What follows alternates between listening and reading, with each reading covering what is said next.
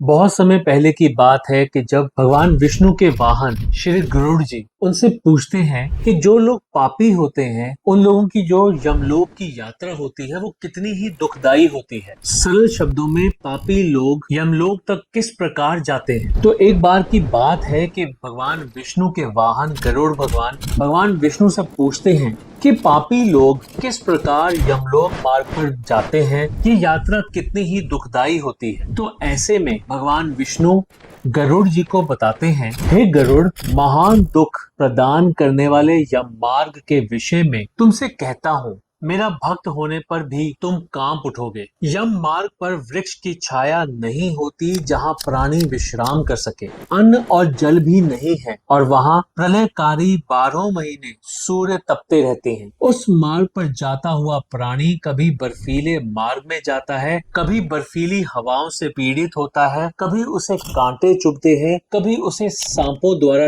डसा जाता है, पापी को सिंहों कुत्तों द्वारा खाया जाता है, कहीं बिच्छुओं द्वारा डसा जाता है और कहीं आग में जलाया जाता है। तब कहीं अति भयंकर महान असिपत्रवन नामक नरक में वह पहुंचता है, जिसे 2000 योजन विस्तार वाला कहा गया है। वह वन कौओं, उल्लुओं, वटों, गीधों, सर्गों तथा डांसों से भरी है। कहीं अंधे कुएं में वह गिरता है तो कहीं विकट पर्वत से गिरता है, कभी छुरे की धार पर चलता है तो कभी कीलों के ऊपर चलता है, कहीं घने अंधकार में गिरता है, कहीं जोंकों से भरे हुए कीचड़ में। इसके आगे भगवान विष्णु बताते हैं कि मार्ग में अत्यंत उग्र और घारे वैतरणी नदी बहती है। वह देखने में दुखदायिनी, अत्याधिक डरावनी, 100 योजन से भी चौड़ी उसमें मवाद, रक्त बहते हैं, हड्डियों के समूह से तट बना है, मांस और रक्त के कीचड़ हैं। आए हुए पापी को देख